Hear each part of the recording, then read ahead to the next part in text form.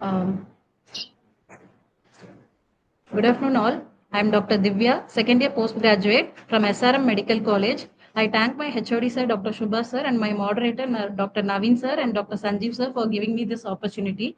Today, I am going to present an interesting case with the title of When Two Organs Collide, a Rare Interplay, and we are going to unravel the connections.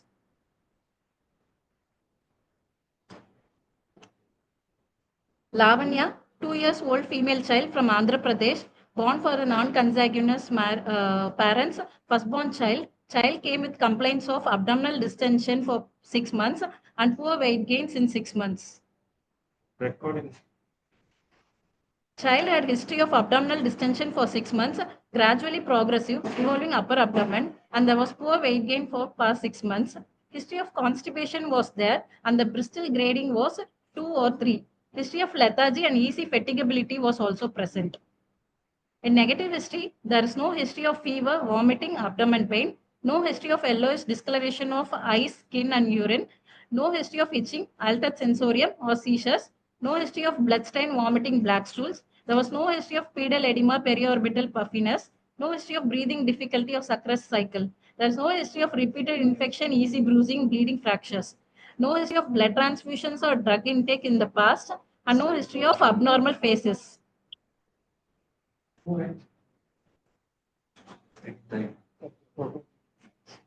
There was no significant past history, and antenatal history was uneventful. Antenatal scans done in the nearby PHC was told to be normal. In neonatal history, the baby was a term baby delivered by normal vaginal delivery with a birth weight of 2.5 kg. There was no NICU admission or no respiratory distress and no history of neonatal hyperbilirubinemia. Developmental history, the child had initial gross motor delay, but now the child is able to walk with support and the developmental quotient is 75%. Nutritional history, there was a calorie deficit of 40%. Family history, there is no history of blood transfusion, gallstones, or surgery for cholecystectomy or splenectomy. On general examination, the child was thin built and moderately nourished. There was no dysmorphic or post-facial features. Pallor was present. There is no icterus, clubbing, cyanosis, pedal edema, or lymphadenopathy. Abdomen was grossly distended. Anthropometry, the weight and height was less than third centile. Head circumference was also less than third centile. Mid-arm circumference was 12 centimeter. Vitals was stable. In systemic examination, abdomen was soft, distended with no tenderness. Umbilicus was pushed down and inverted. The liver on palpation was hard in consistency, sharp margin with smooth surface. There was no tenderness. Right lobe of liver was just palpable below the right costal margin and left lobe was 6 centimeter below the midline with a liver span of 6 centimeter. Spleen was palpable 7 centimeter below the left costal margin. It was firm in consistency, not crossing the midline with splenic knolls palpable. There is no other mass palpable in the abdomen and there is no shifting dullness or fluid thrill. External genitalia and hernial orifices were normal. Another system examination, in cardiovascular, there was a soft systolic murmur present in the left parasternal region. So the positive findings in examination for this child is there was a failure to thrive with severe anemia, hepatosplenomegaly, enlarged left lobe of liver, soft, short systolic murmur. There is no icterus or no evidence of dysmorphism. So the ED is considered now was storage disorders in that glycogen storage disorder and lysosomal storage disorders. In hematological, thalassemia and its traits were considered, severe iron deficiency anemia, liver disorders, extrahepatic portal vein obstruction, congenital hepatic fibrosis, non-cirrhotic portal fibrosis, primary biliary cirrhosis. In malignancies, hepatoblastoma, Wilms tumor, and osteopetrosis. Investigations were done. CBC done showed severe anemia with thrombocytopenia. Peripheral smear showed severe microcytic hypochromic anemia. Iron studies were suggestive of severe iron deficiency anemia. Retic and corrected reticulocyte count was normal and there is no evidence of hemolysis. RFT was normal. LFT was done. There was mild transaminitis with mildly deranged PT and INR. There was no hyperbilirubinemia, no hyperalbuminemia, and no cholestasis. Lipid profile was normal and lactate was 1. Uric acid was normal. Viral markers were non-reactive. Serum alpha fetoprotein was normal. Regular CBG monitoring was done and it was normal. Thyroid function test was also normal. Urine protein creatinine ratio was 0.63. Ultrasound abdomen was done for this child and it showed a heteroechoic post liver echo texture. Right lobe of liver was atrophic and left lobe of liver was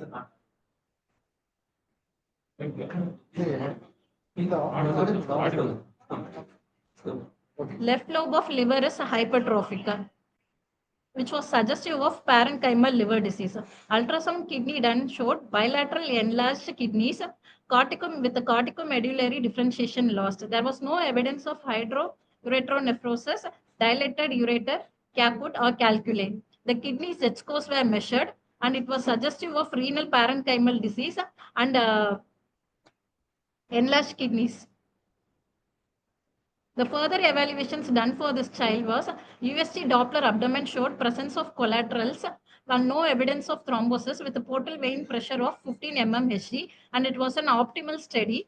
USG renal Doppler was done. There was no evidence of renal vein thrombosis. Ultrasound elastography done showed severe stiffness with grade 4 fibrosis. Chest X-ray was normal and cardiothoracic ratio was 0.6. Skeletal survey done for this child was normal. ECG done showed biventricular hypertrophy and echo done showed mild dilated left ventricle with mild left ventricle systolic dysfunction with ejection fraction of 50%. Opthal and hearing examination done was also normal. So to summarize, 2 years old female child with abdominal distension and the clinical with the above mentioned clinical features, the lab investigation showing bicytopenia, severe microcytic hyperchromic anemia with reticulocyte counts normal, preserved liver functions with mild transaminase and coagulopathy. There was no evidence of cholestasis. Ultrasound abdomen showing parenchymal liver disease and signs of portal hypertension with massive renomegaly, severe liver fibrosis, and mild left ventricular dysfunction. So, considering the parenchymal enlarged liver, so considering the parenchymal liver disease and massive renomegaly, we came to a differential diagnosis of first DD to be congenital hepatic fibrosis with a polycystic kidney disease. The child had early age of presentation with hepatosplenomegaly and there was a post liver echo texture, anemia, renomegaly, and there is an early onset end stage renal disease. The points against for this was the child did not have pulmonary hypoplasia and there was no systemic hypertension. And the second possible DD considered was storage disorders. In that, glycogen storage disorder 4, 3B and 1A was considered. And points for this were there was a hepatosplenomegaly, anemia. Initially, there was mild motor delay in this child, and later the child had catch-up growth. Extra hepatic involvement was present, that is, cardiac involvement was present. The points against for glycogen storage disorder was there was no doll-like phases, no hypoglycemia or seizures, and plasma milking was normal, and renomegaly. In lysosomal storage disorder, Niemann-Pick's disease and Grouch's disease was considered. The points for this were hepatosplenomegaly, anemia, and bicytopenia. Against it was renomegaly and early onset post liver ectexture, and there was no other systems involved. So differential causes of renomegaly was renal causes and storage causes. In renal causes, polycystic kidney disease, multicystic dysplastic kidney, bilateral hydronephrosis, bilateral renal vein thrombosis, Wilms tumor. In storage disorders, glycogen storage disorder, type 4, 3B and 1A was considered, and lysosomal storage disorder. So we went for a whole exome sequencing. In that it showed homozygous mutation with the gene of PKHD1 gene affected with autosomal recessive homozygous mutation showing polycystic kidney disease 4 with or without hepatic disease. To confirm the hepatic involvement, we went for a liver biopsy. It showed ductal plate malformation. In that, incompletely remodeled ductal plates of bile ducts was present and Mason trichome stain was done. It showed bridging broad bands of fibrosis around the portal tracts, and reticulostains were highlighting the fibrosis. There was no evidence of glycogen storage disease. Excuse me. Slide.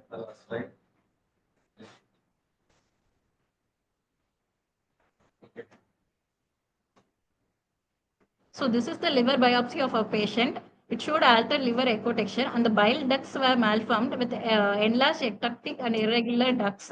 There was a broad bridging periportal fibrosis, and the liver architecture were preserved. And for the normal liver picture, it has the polygonal cells with the hepatic vein in center and the portal traits in the periphery. So the diagnosis that is made for this patient was autosomal recessive polycystic kidney disease with congenital hepatic fibrosis. The management done for this patient was supportive treatment was given for this patient. As HB was low, PRBC transfusion was done. Injection vitamin K was given to correct the coagulopathy. Diet and nutrition advice was given for this patient. Patient was supplemented with vitamin A, D, E, and K. UGA scopy was planned for this patient to look for varices, and polyethylene glycol was given for constipation, and continuous BP monitoring was done. The follow-up plan was for this patient is UGA scopy and monitoring of liver function test and kidney function test, and monitoring of BP monitoring, and monitoring for proteinuria, supplements for end-stage renal disease and osteopenia, early referral for transplantation, and a prenatal diagnosis for future pregnancies. The prognosis is 15-year survival rate is more than 70 to 80%. Sir.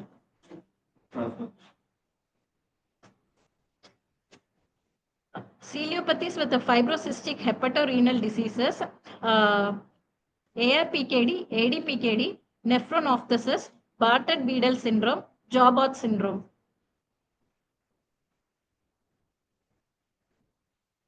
So now we are going to discuss about autosomal recessive polycystic kidney disease with congenital hepatic fibrosis.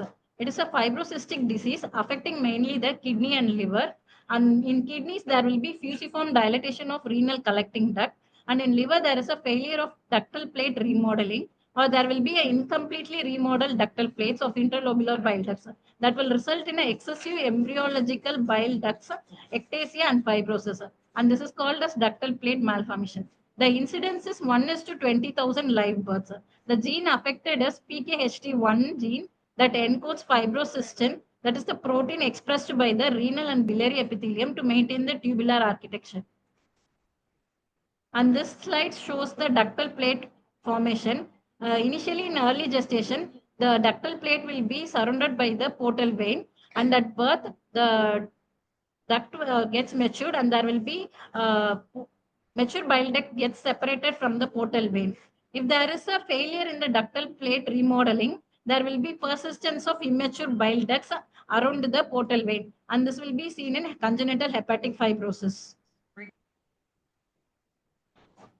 Biliary anomalies may develop at various stages of this remodeling involution process. In this, if large extrahepatic bile ducts are involved, it can result in choledochal cyst, and if large intrahepatic bile ducts is involved, it can result in Caroli's disease. And if both large extrahepatic bile duct and large intrahepatic bile duct is involved, it can result in biliary atresia. If medium-sized intrahepatic bile ducts are involved, it can result in polycystic liver disease, and the small intrahepatic bile ducts involved can cause congenital hepatic fibrosis. The subtypes of ARPKD is perinatal, neonatal, infantile, and juvenile. In perinatal, there will be severe renal disease with pulmonary hypoplasia. They can present like Potter's syndrome. In neonatal, there will be progressive renal disease and minimal liver involvement. In infantile, there will be predominantly hepatic involvement and varying renal involvement. And in juvenile, there will be severe hepatic involvement with minimal renal involvement. It is like as the age advances, the hepatic involvement will be more and the renal involvement will be less. And 40% there will be severe renal and severe liver disease. 20% cases there will be severe renal and mild liver disease. 20% there will be mild renal and severe liver disease, and 20% mild renal and mild liver disease. The complications of AIPKD is portal hypertension, variceal bleed, portosystemic shunting, encephalopathy, cholangitis, sepsis, cholangiocarcinoma, and end-stage renal disease, osteopenia. So the take-home message is early recognition of dual organ involvement, hypertrophy of left lobe of liver on examination, atrophic right lobe of liver and coarse liver echo texture on ultrasound suggests possibility of congenital hepatic fibrosis. Massive renomegaly points towards polycystic kidney disease if associated liver involvement is present. Absence of renal cysts on ultrasound does not rule out AIPKD. Early recognition of signs of portal hypertension and early identification of varicose bleeding is life-saving, and genetic diagnosis is mandatory for confirmation and for future pregnancies. Multidisciplinary approach is essential for the essential and early referral for transplant. And these are my references. Thank you.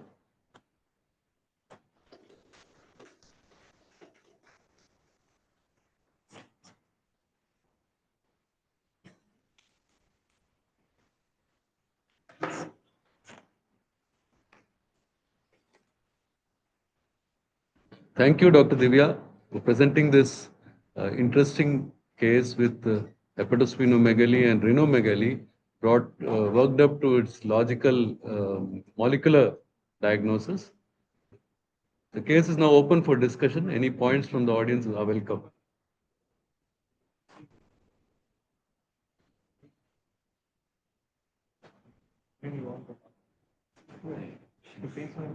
Yep. Come here. Sorry, sir. Questions? I couldn't Any able doubts? to attend the initial part. I just wanted to know what is the Yeah. initial presentation of See, the child? the main thing we want to highlight here is the presentation. I mean, if you take the case clinically, it more towards a liver presentation or a storage disorder. But as you see, diagnosis got clinched mainly based on the radiological help only. And after ultrasound, we got the kidney size. It was around 9 centimeter in both sizes. We got the Z scores done. Z scores were almost 7 Zs. The renomegaly helped us narrow down the diagnosis further. So the child doesn't have hypertension. That doesn't rule out ARPKD. Also, the child doesn't have any cyst in the ultrasound. That doesn't rule out. The cysts are microcyst. So it needs CT or MRI to get the verify the cyst.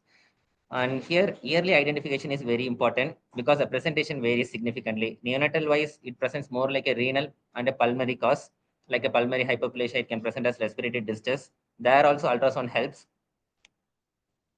And if you go further in a yearly neonatal life or yearly infantile life, it usually presents as a mild liver disease. You might not see, you will just see a enlarged liver, and in ultrasound helps you find out the renomegaly.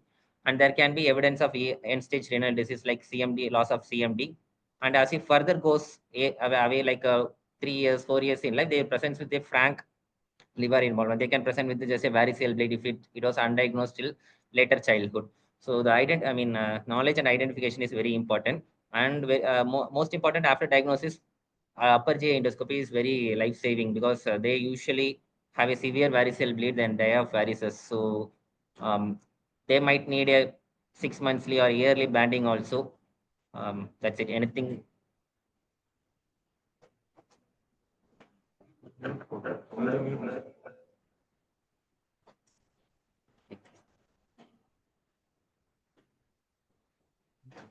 When was this child presented to you, sir? So it's 3 months before, sir. Is it on follow-up now with you? Sorry. If the child is on follow-up with you, how is the child doing? What are you? Any intervention has been done for the child other than supplements? No, sir. Actually, the plan is to do upper GI endoscopy. Sir. Still, we couldn't get the upper GI endoscopy done. The main thing is the complaints from the patient. Actually, they are from Andhra Pradesh. They came here because they know a relative here. They came. After that, they lost follow-up. Right. Okay. So we couldn't get the follow-up done. So we are calling them. So we are advised them to go for endoscopy. Here we couldn't do the endoscopy. We advised to go to ICH. After that they defaulted. That is the status, sir. So we also advised them for transplant also, we have also counsel for transplant, and prenatal diagnosis also we have counsel since it's the first child. But Okay. parents, we are not able to reach. Only the Transplant attendant we in are the able to sense reach. renal or Dual renal as well transplant. as Actually, it is dual transplant. Okay. it is a transplant, so we have to do both. Okay. Okay. Without Good. transplant, lifespan is okay, sir. Like for 10 years, lifespan is around 60 to 70%. But if progressive liver involvement will result in severe varicose bleed, and they usually die of varices. And this child already had a hemoglobin of around 4.9 only at presentation. So even after true transfusion, it was around 7 only before discharging. So we have to Okay. follow. Thank you. Thank you. Thank you. Very good. They are construction workers from Andhra Pradesh, sir. So Oh, yes, sir. I got it. back to Andhra. So we have difficulty in contacting them and getting consent for further workout and all these things. Okay. Okay. So renal biopsy by any chance has been planned or done, sir? No, sir. Actually, renal biopsy is not indicated here Okay. because it is not going to prove us anything else. Like Wonderful. we'll know if there is a ESRD by, I mean, we'll have interstitial fibrosis, tubular atrophy pattern. But more genetic diagnosis is warranted here, sir. Because we Okay. are not going to start on any immunosuppressive here, so renal biopsy is not required. So if you want to other investigations, CT or MRI can be done, sir. So no signs of renal failure at present, right? We have said that the child CMD is lost, so that Okay. is a sign of yearly, and also Okay. there is a subpart of nephrotic range proteinuria. The child has minimal renal involvement as of now. There is no signs of comorbidities like osteopenia and all, but eventually the child will develop, sir. All right. Right. Thank you. Thank you. That was an excellent presentation from Dr. Divya, moderated by Dr. Naveen and Sandeep, Professor Sandeep sir. And I like to welcome Dr. Professor Singaravelu, our Vice President, IAB Vice President South Zone for 2024, and he is one of the eminent professors. He now is the professor in Vinayaka Mission. He is on live. Is online. So I welcome you, Singaravelu sir. Good afternoon, sir. Am I audible, sir? Am I audible, sir? Subhash sir, Professor Subhash sir, am I audible? Thank you, sir. Good afternoon to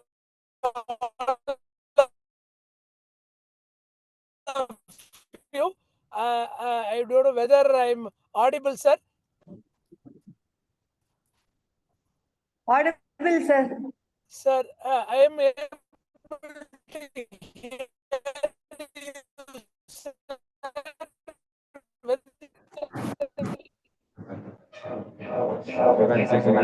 Am I open to all of you? Thank you, sir. Thank you for uh, inviting me and introducing me.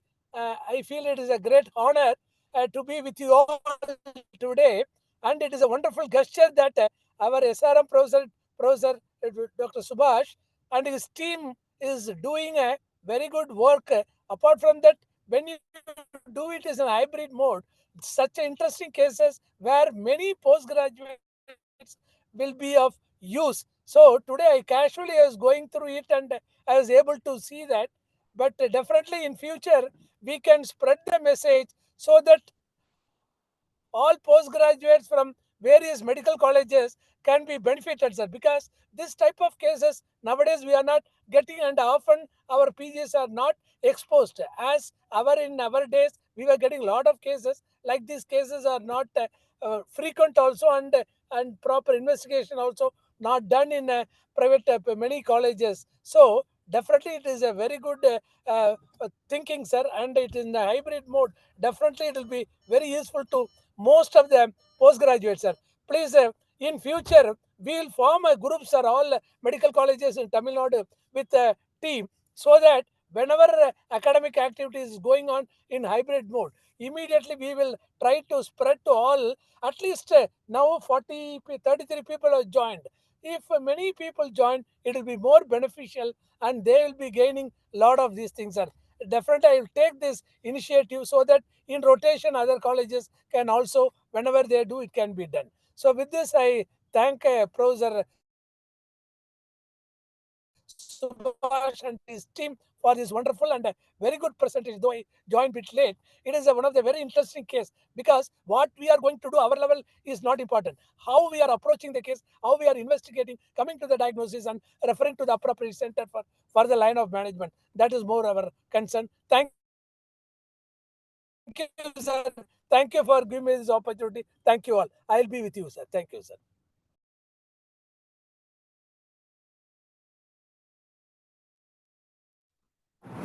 Thank you, sir. Thank you for your kind words and appreciation. So, this is a joint effort by all the professors and HODs from various medical colleges, Chettinad Medical College and Melmarutur, from Kamachi Memorial Hospital and down, Tavur, Sai, Satya Sai Medical College, and all this is and the excellent support by the professors, particularly Alexander sir, Jayashri ma'am, Swami Sundari madam, and then wonderful work done by our Professor Balaji and all the professors and IAPMs in this thing, sir. So thank you, sir. Thank you, sir. In future, we will add some more colleges, sir. Add many more colleges, sir, with you. Sorry, sir, we are unable to hear you. Oh, sir, in future, we will include many more colleges, sir. While you are doing this wonderful work, we will include, sir. Thank you, sir. Thank you for your Thank you. support. Thank you.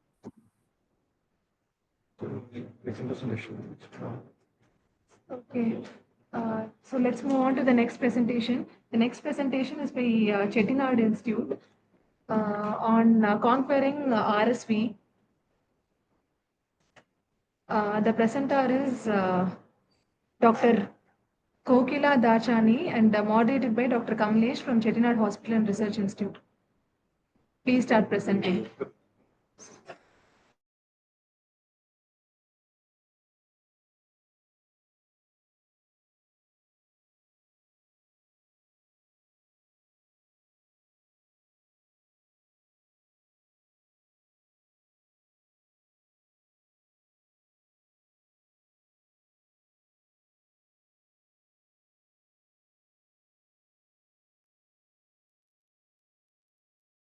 Yes, sir. Am I audible?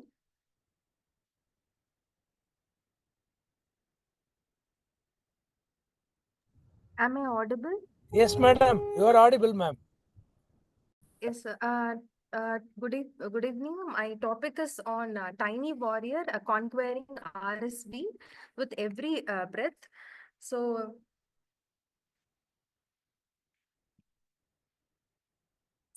case discussion, a 3-month-old girl baby was brought by her mother with the chief complaints of cough, cold for 5 days, fast breathing for 1 day, and refusal of feed for 1 day.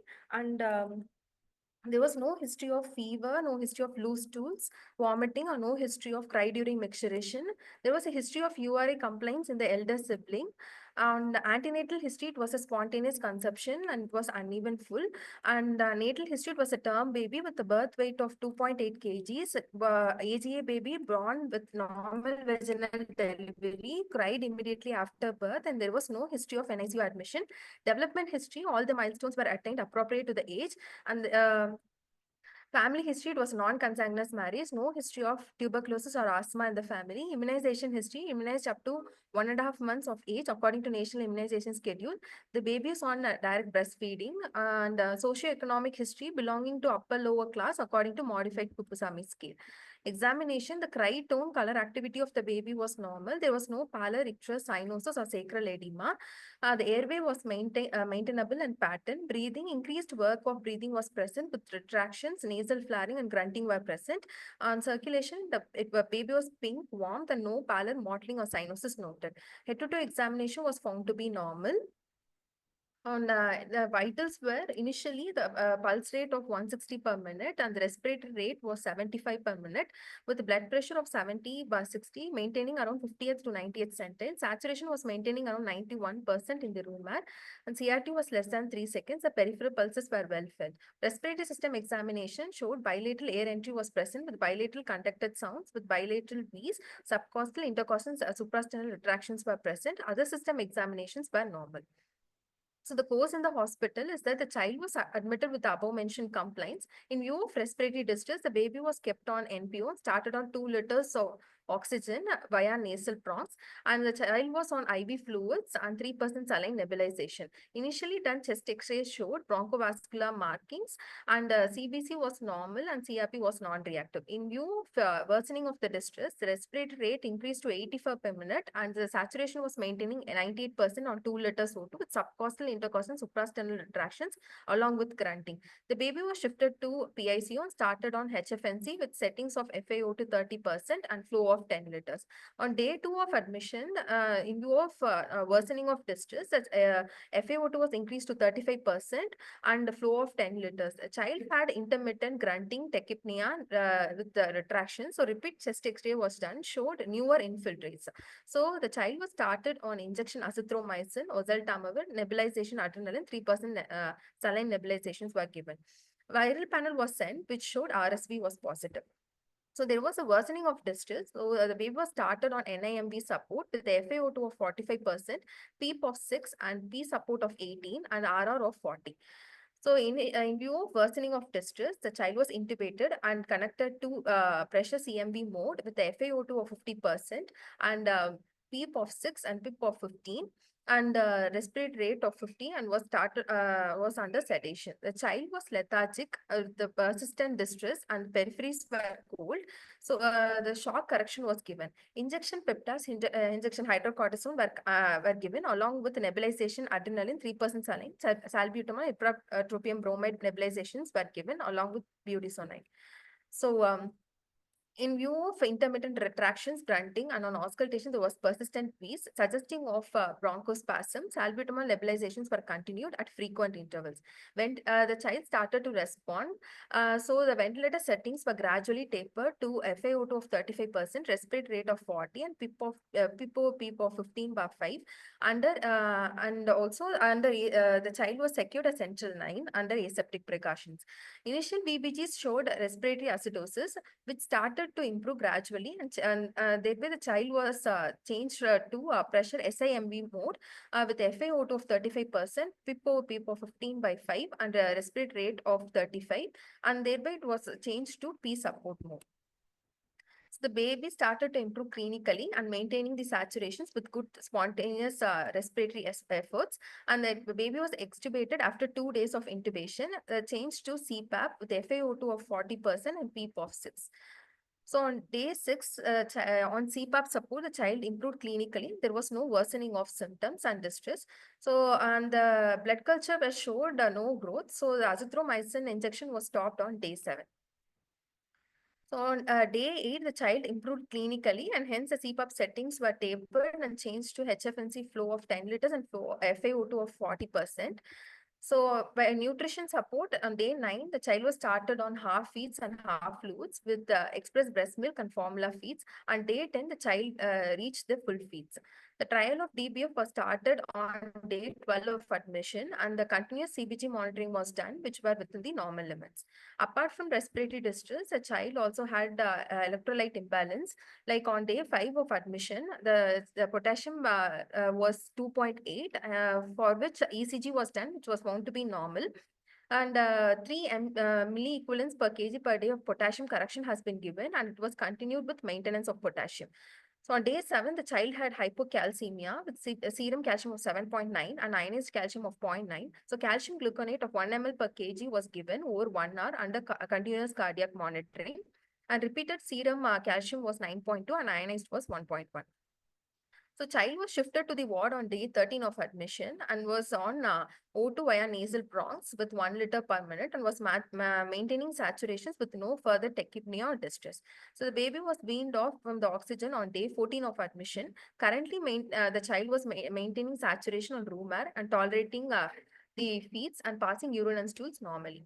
So respiratory syncytial virus is the most common cause of bronchiolitis and viral pneumonia in children below 2 years of age. It is a single standard RNA virus. It has 2 subgroups of RSV A and B based on G glycoprotein.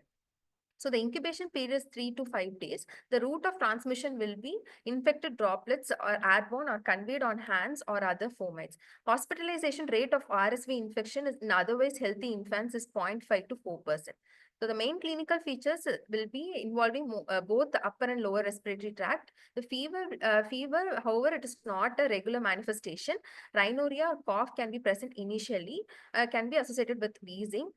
Mostly it could be an uncomplicated and self-limited. In progressive infection, symptoms may worsen and signs of respiratory distress can occur with tachypnea, nasal flaring, chest retractions, grunting, and cyanosis can develop. The signs of severe life-threatening illness include central cyanosis, respiratory rate of more than 70, apneic smells, severe hyperexpanded chest, silent chest on auscultation. So the main diagnosis, it's clinical diagnosis. And apart from that, the complete blood count will have leukocytosis without mononuclear predominance. And the definite diagnosis will be RSV infection detection from the secretions by cell culture, or a viral RNA by RT-PCR or viral antigens in the clinical settings, and through nasopharyngeal or throat swabs, chest X-ray with hyper expansion of lung feeds, or peribronchial thickenings and interstitial infiltrates. So the main treatment will be a supportive and symptomatic because most of them are self-limited. So when there is a desaturation, oxygen support can be given, and HFNC or CPAP supports is better tolerated to prevent the need of mechanical ventilation. Invasive ventilations can be preferred if the child is hemodynamically unstable, apnea, loss of airway protective reflexes. Hydrations can be given based on the clinical conditions through direct oral feeds, nasogastric feeds, or IV fluids.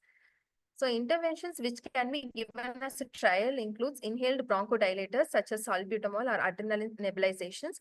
Further doses can, based on the improvement, can be given. Nebulized hypertonic salines can augment the airway clearance and reduce the duration of hospital stay. It is not recommended in all cases of bronchiolitis.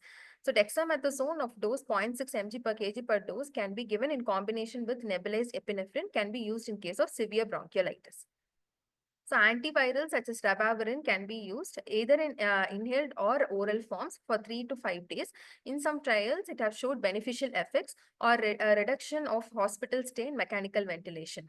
However, there are some subsequent studies that does not show any benefit. Use of this drug is recommended based on the clinician's judgment. So chemoprophylaxis can be given such as pavalizumab for high-risk infants like chronic lung diseases of prematurity, congenital heart diseases, immunodeficiency, or prematurities during the RSV seasons.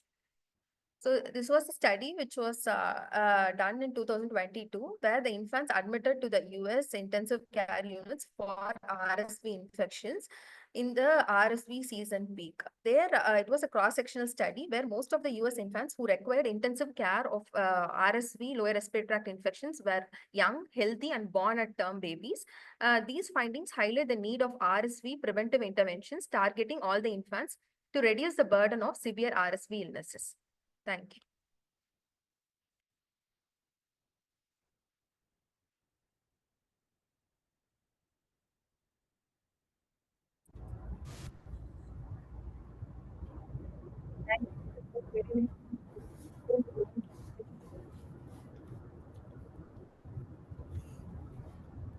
Very good presentation, doctor. You have done very well. Thank you, sir. You can stop sharing, and discussion part they can go whether they are audible. Yes, sir. Yes.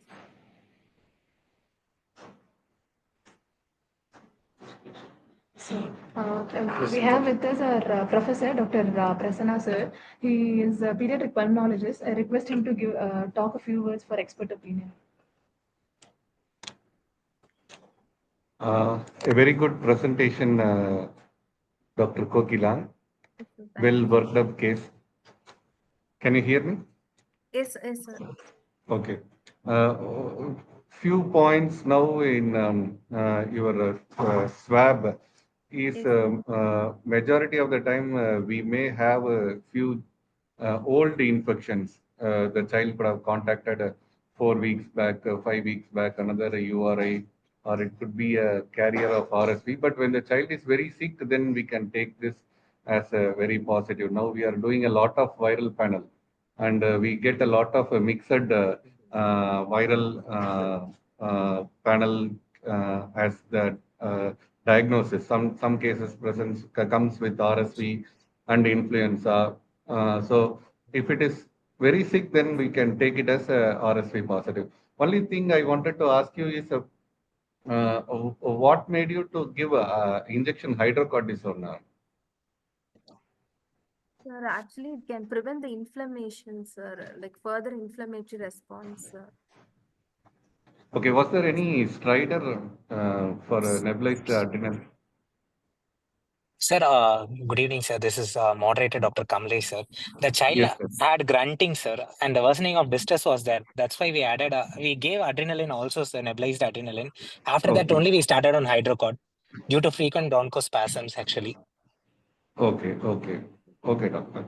And why Piptas was chosen? Any specific reason Sir, for already choosing the Piptas child or had been treated outside with antibiotics, sir, amoxiclav. Oral amoxiclav was given for the child, and Okay, the child had further frequent fever spikes, sir, in spite of giving azithro and oseltamivir. That's why we added a peptide, sir, after okay. So intubate. Piptas was added after how long of After intubation, sir. how Actually, after long 3 days. hospital stay? After 3 days of hospital stay. Okay. Yes, sir. So then that is usually warranted covering with a gram-negative organism and preferably a higher gram-negative organism Yes, sir. coverage like meropenem. And bacterial coverage also is warranted after a few days of hospital stay. But routinely starting antibiotics for viral when they come initially is usually not warranted. But Yes, sir. well worked up. Good job, doctor. Thank you. Thank you. One more, sir. Wonderful, sir. Why could not try HFNC instead of intubating the child, sir? Sir, Is it just it is my No, query, I sir? think sir, the child. I think the child worsened on HFNC, sir. They said Oh, yes, the sir. child was HFNC, the started on child. HFNC Okay, and okay. then worsened on HFNC. Oh, then worsen. Okay, okay. Then okay. Yes. I didn't hear that. Okay, good. Uh, Sir, last month alone, I think we have some 12 to 15 cases of bronchiolitis. We need to put them on HHFNC, and then most of them recovered except this particular child, which had a little tragic course.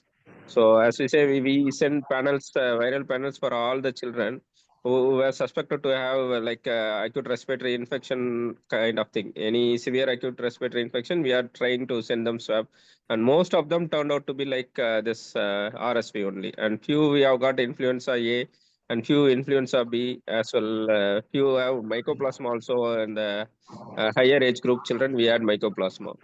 I hope in every other institute the same pattern would have continued It also. is same, sir. Unless we send BioFire, we should take this some of the reports with a pinch of salt.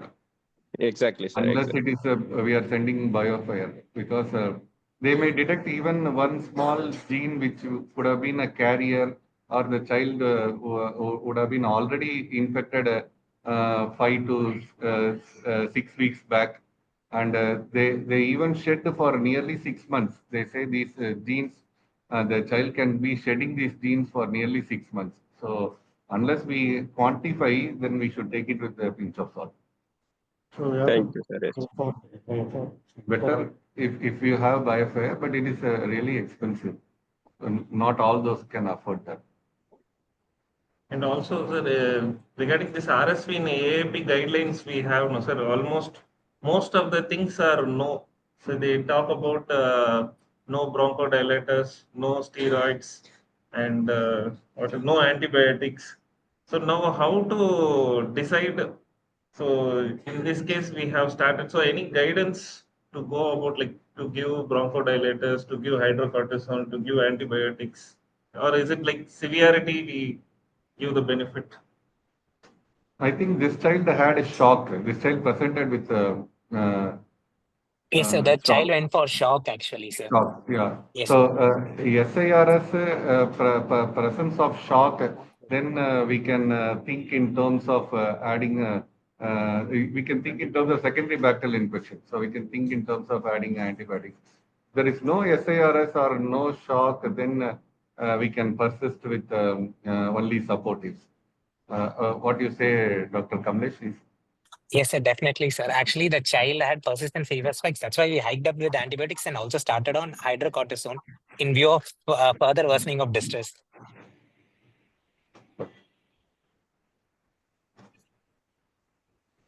Any other questions for discussion?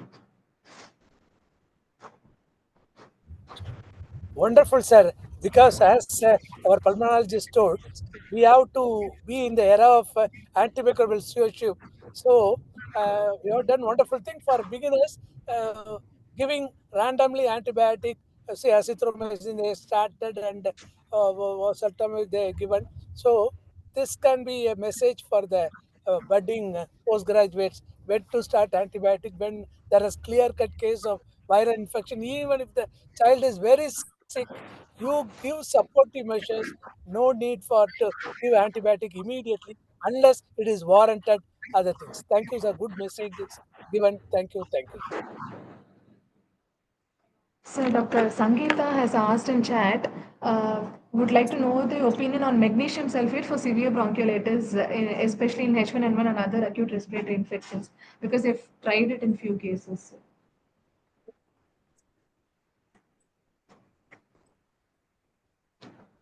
The thing is, magnesium sulfate, we have researched in literatures. There is no particular article that magnesium sulfate can be given less than 1 year of age. But we tried a stat dose of magnesium sulfate nebulization, but it was not that was not much of use actually for this child. Yes, as like any other bronchodilators, like your adrenaline, then your salbutamol and your Maxelf, all these things. Generally, if the child is responding, then you can continue. And if the child is not responding, then I think it may not be useful. And one more thing is in ICH for very sick RSV, they are giving ribavirin. So it is available in ICH. If the child is having the child is very sick RSV, then they are using. If the liver enzymes are elevated, there is multi-organ dysfunction, then they are using antiviral.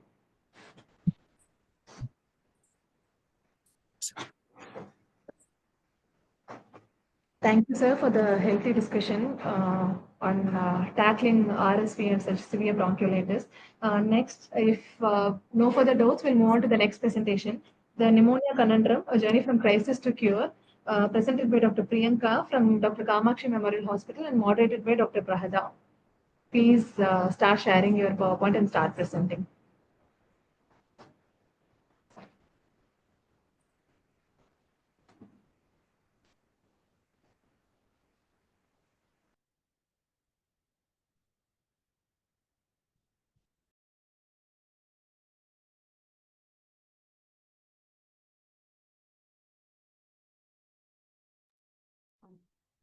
I'm audible, sir. Yes, you're audible. Good afternoon, everyone. My topic is about the pneumonia conundrum, a journey from crisis to cure.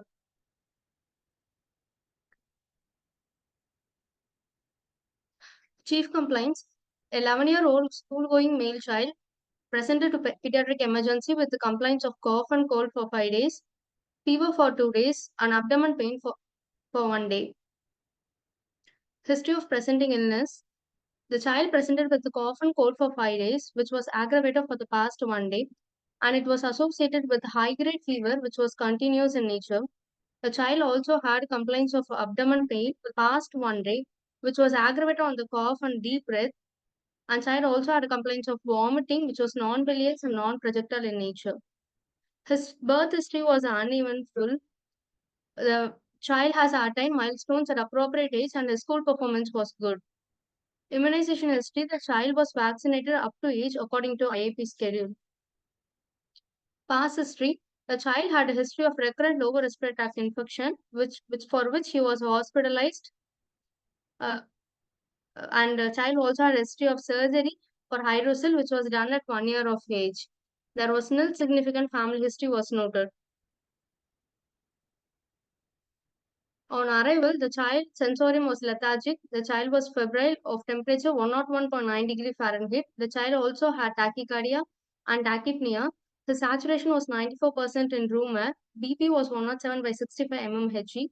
Peripheries were cool below ankle with pulse volume of 3 plus and 1 plus, and he also had increased work of breathing.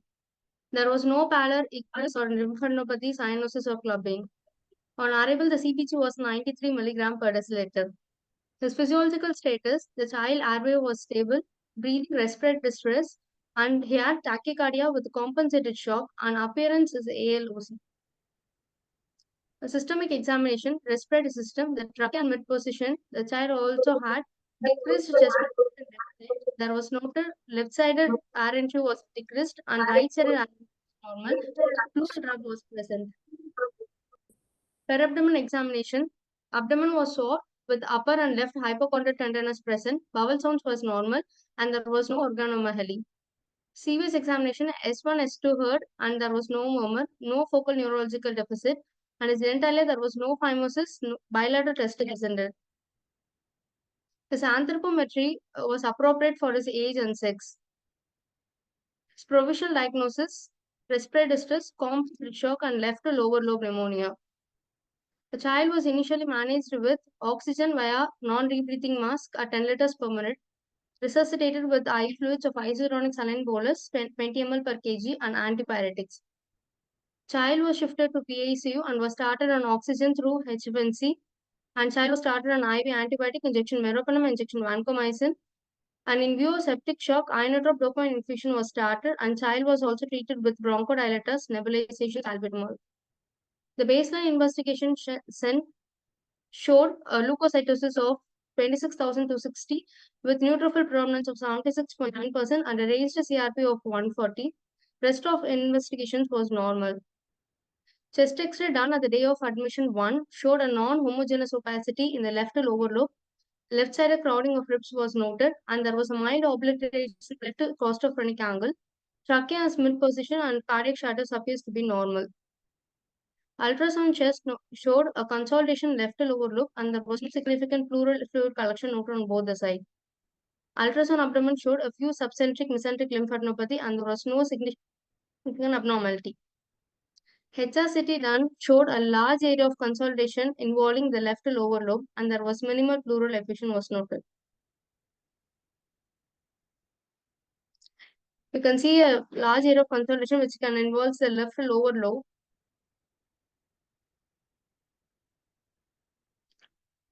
Other investigations, respiratory panel was not detected. Workup for tuberculosis was found to be negative, and cultures for throat swab, sputum, urine, and blood culture has no growth. On day of illness 3, the child developed an abdomen pain for which the serum amylase and lipase was sent, which was mild, which was quite elevated, and for which CT abdomen done was normal. And child was kept on liquid and continued with the same line of management. Child was clinically improved and shifted to ward. On day of admission 6, child had complaints of left-sided chest pain with respiratory distress, and child was sick looking. And hence a repeat chest X-ray was taken, which showed an increase in the left lower lobe consolidations and pleural effusion has been noted, for which pediatric surgeon opinion was obtained and was planned for ultrasound-guided thoracosynthesis and sent for analysis. The pleural fluid analysis showed a raised total count of 12,527 with polymorph predominant of 80%. A pH is low, which is 7, and raised LDH of 536.9, protein 4.5, and sugar 63.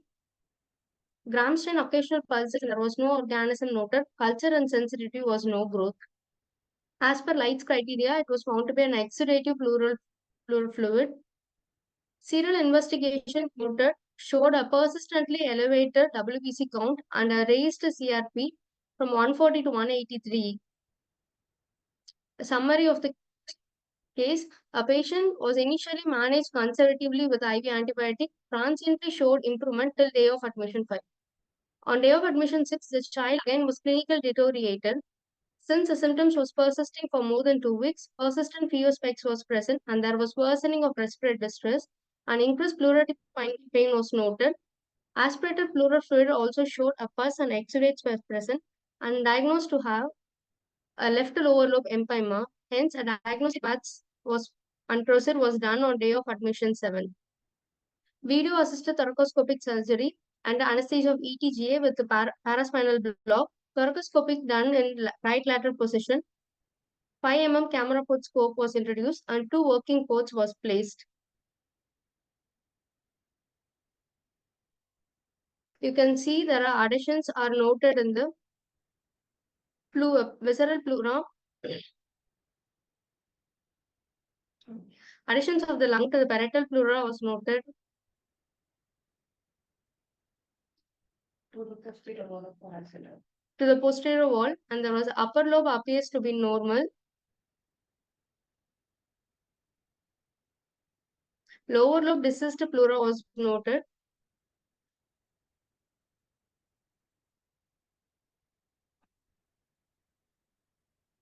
And the lower lobe has been added to the diaphragm, which was gently released.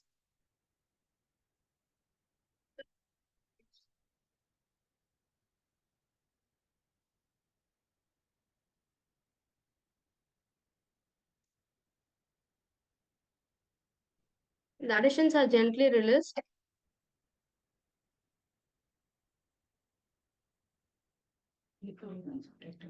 The deceased visceral pleura has been removed.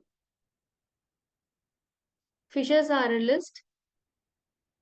And adequate expansion of the lung confirmed. So the findings noted are adhesions are noted in the left lower lobe to the posterior wall of the thorax and to the diaphragm, and slough was noted in the lower lobe pleura and the posterior wall of the parietal pleura. So adhesion released from chest wall and the diaphragm. Free fluid was aspirated. Slough tissue was removed and sent for HPE.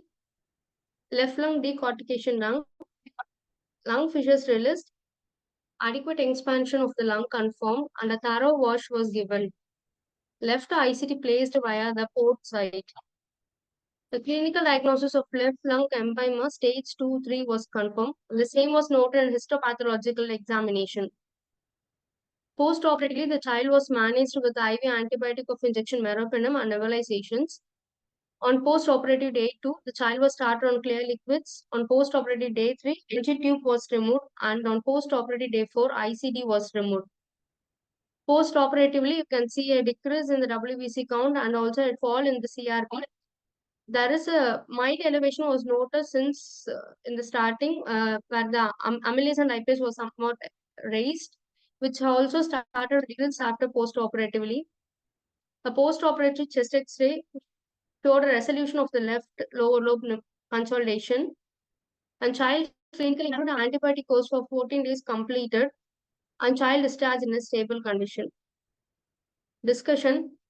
Empyema thoracis is a collection causing pleural cavity or the presence of microorganism either as a gram stain or culture in the pleural fluid, and it occurs in 5 to 10% of the children with bacterial pneumonia.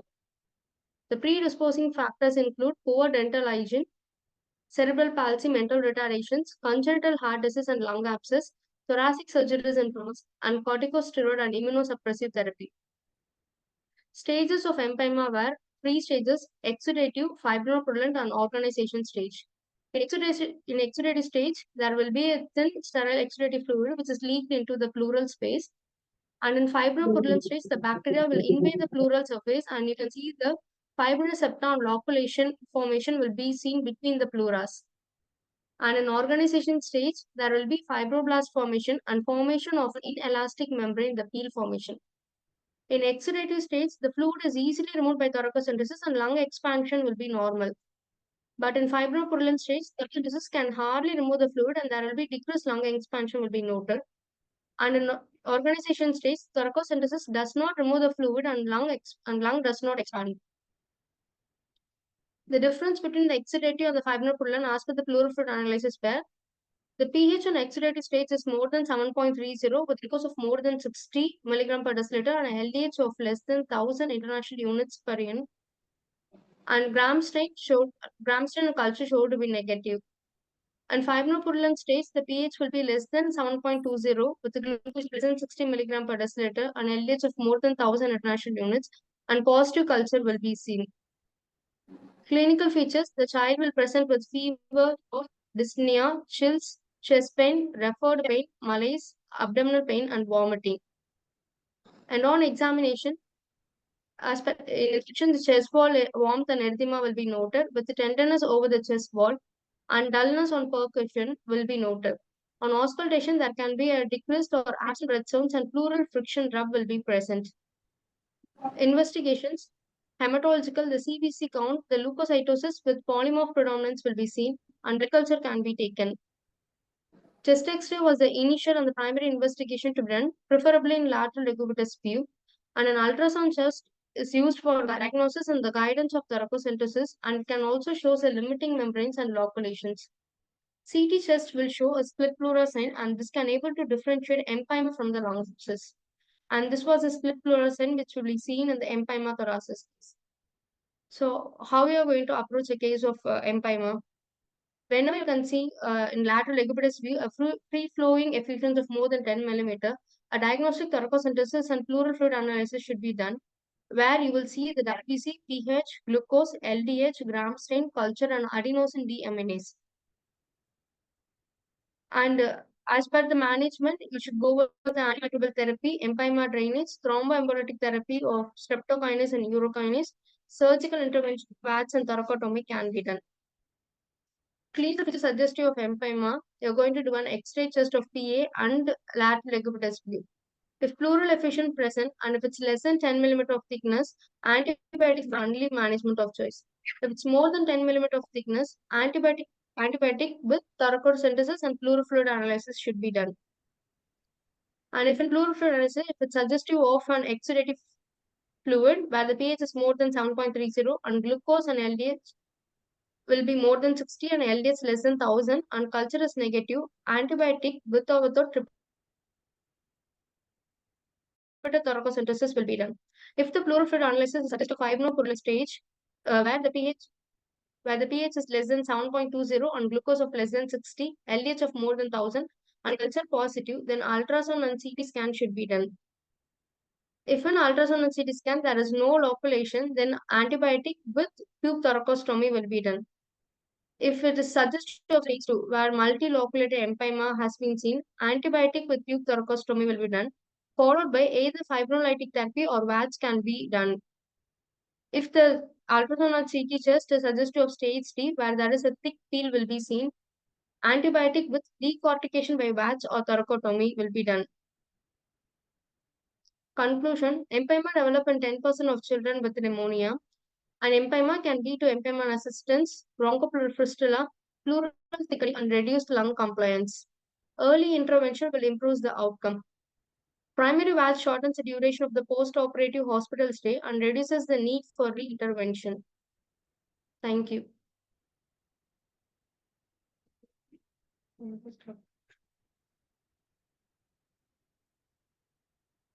Good afternoon, sir. We have our pediatric surgeon, Dr. Adam Prasad, sir, also online. Yes, ma'am, sure. Dr. Arun Prasad, sir, please enlighten on the case, sir. Hi, hello everyone. This is Dr. Arun Prasad, a pediatric surgeon. So we had this patient who actually presented initially with the pneumonia, which we just had temporarily there was improvement initially when with the initial management of antibiotics itself. Later he started worsening. So child also had some amount of abdomen pain with secondary pancreatitis, probably due to the contiguous inflammation of the lower lobe of the lung and diaphragm and the subsequent adjacent pancreas and all these issues. So child had a mild pancreatitis along with this condition, which made it a little difficult for us for the diagnosis itself. We even had a doubt whether which was the primary and which was the secondary inflammation. But in course of the illness, we were able to identify empyema was the pneumonia was the primary thing, and this was the secondary thing. So we didn't have any proper clarity before we going inside. And once we put the scope in during the back surgery, we were able to clearly see the severely other end walls and with all the slough present all over the lower lobe and the back area. So since because of antibiotics has been started earlier in this case, it was a little equivocal before going inside. It was not a clear-cut empyema, where even the CT did not give us a split thorax sign or anything of that sorts. So this was a classical stage 2 with an early stage 3 kind of case. So this was why I wanted to emphasize on that one. And second point is early wax is definitely beneficial in most of the cases of parenchyma, where particularly when you do at stage 2, and we can definitely prevent a lot of adhesions and further trauma and bleeding and other complications. We have avoided a lot of lobectomies and further major complicated post-operative course by doing an early wax. And in future later also the lung function also compliance and everything also how to be much better with the early wax intervention during these kind of cases. Thank you. This is what my take on this.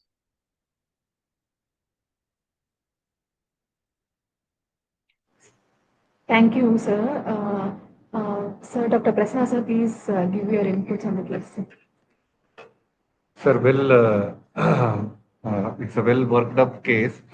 And as you said, sir, early VATS will prevent future thoracotomy and thoracotomy complications like scoliosis.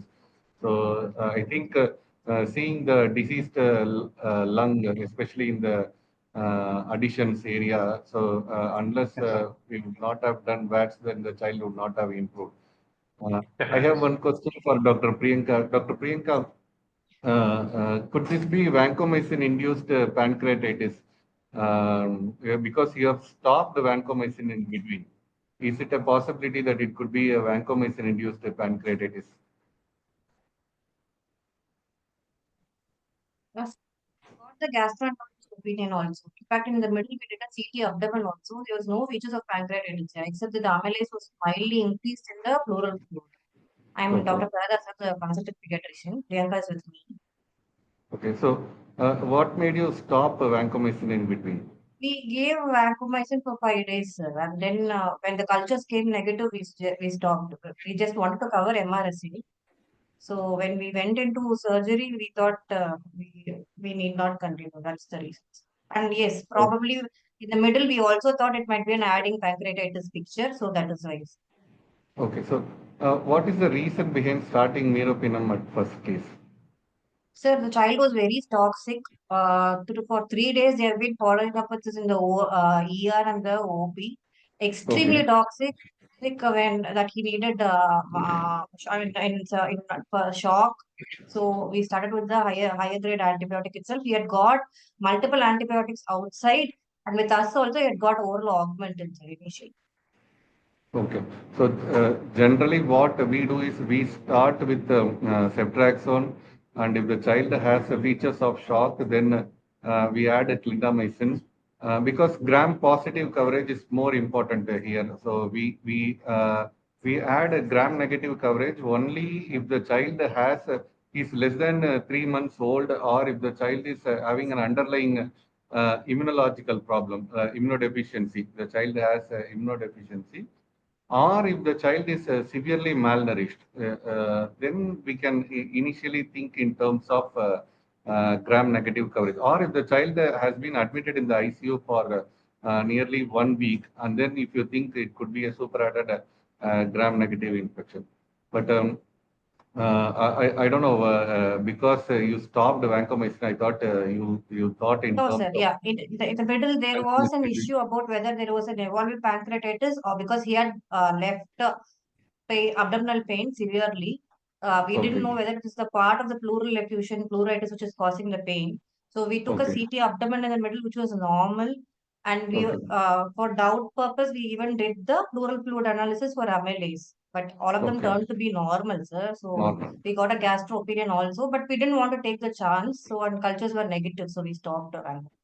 Interesting, because even in the last 1 month we have seen effusion, empyema, then necrotizing inflammation, and massive lung collapse.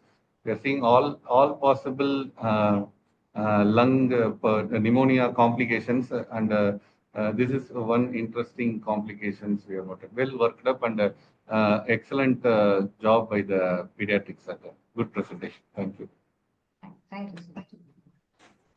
So in chat, we have another doubt by Dr. Sangeeta.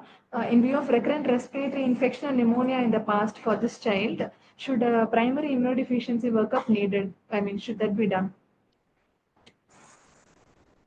Ma'am, there was only one admission.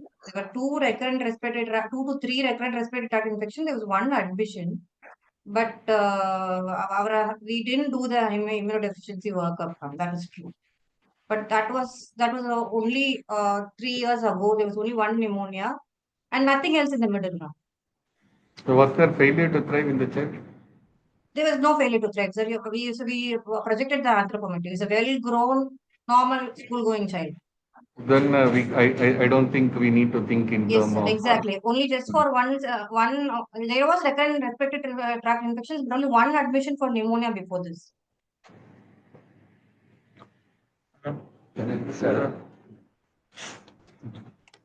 Dr. Sanjeev is here. No, just one interesting thing that there was septic shock. There was shock, and the lung involvement was not that much for the considering the extent of the disease child had. So could it have been septic shock? And as I checked, the septic shock could be contributory to pancreatitis. That's one of the reasons, one of the causes of acute pancreatitis. So maybe it is the septic shock which caused the pancreatitis here, with minimal pancreatic inflammation without significant, CT findings at all. It might be, sir. This can be definitely taken into account. And since we have seen previously in a few cases where there is a saying extreme, with the previous case which I had seen before was like at stage 3 and a severe empyema. The contiguous inflammation along with the inflammation of the diaphragm and everything also was there. If you have noticed in the video, I think the video was not pretty much clear during that time. In the video, we had the severe adhesion of the lower lobe to the diaphragm. It was pretty much difficult for us to release that area. So the inflammation of the diaphragm and the contiguous organs are also an well explained and known thing. So we thought in that line, but I do take your point into consideration. It's a valid point, yes. But if there is septic shock, then I think septic shock causing pancreatitis, then there will be multi-organ dysfunction. Exactly, sir. Associated elevated liver enzymes or urea. None of that sorts were there. Now all the liver and RFTs and everything else were all normal.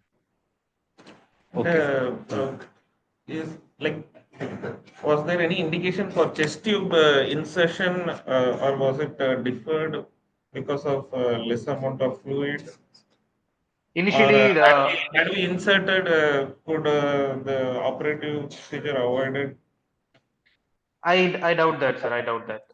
This definitely won't resolve in that kind of situation, because initially the effusion was not that much and there was only pretty much localized, and at that point ICD was not indicated. And when the child became deteriorating, probably it is evolving into stage 2 and going into stage 3. So by then again ICD wouldn't have made a difference.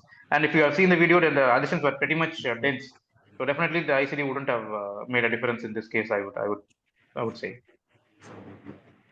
We also had one similar case, and Dr. Rahul removed the additions.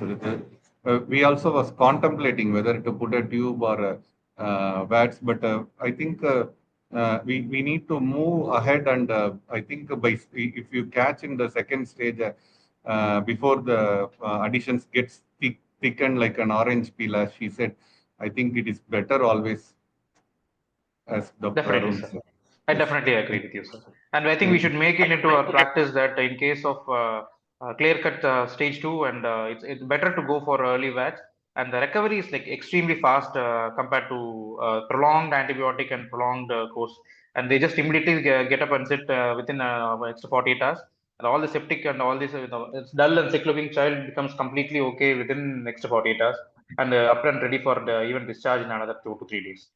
So the post-operative course is much smoother, and the recovery is very much faster. And complications we see is very extremely less. Any organism was isolated, sir? I think she said. No, sir. Because of multiple use of antibiotics for prolonged time, we couldn't get anything.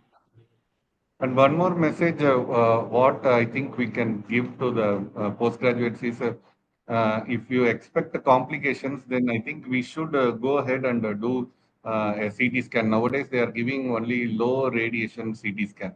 So they are giving 150 rads CT scan. So we should go ahead and do a CT scan if you think or contemplate some complications in pneumonia. So we are seeing, since we are seeing a lot of complications, I think we should keep our threshold for CT scan little low. Absolutely, sir. Absolutely. Thank you.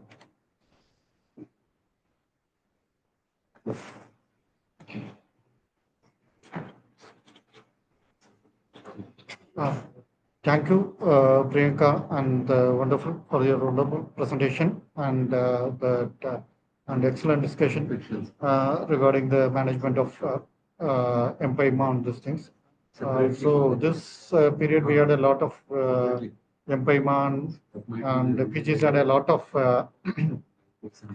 clinical knowledge regarding the management of efficient empyema and about VATS and the yearly intervention for treating empyema, so they can have a they can prevent complications and the child can have a productive life. Thank you once again for all the professors, faculties, and all the IAPNs who participated in this event and made it one academically important one. So today the discussion went for a long, and we hope future meet also will have a fruitful discussions for a prolonged period. Thank you once again. Thank you, everyone. If no one has any other doubts, maybe we can wind up and meet in the next event. Hope everyone contributes in the subsequent events similarly with lots of academic discussion. Thank you. Thank you, everyone, for participating.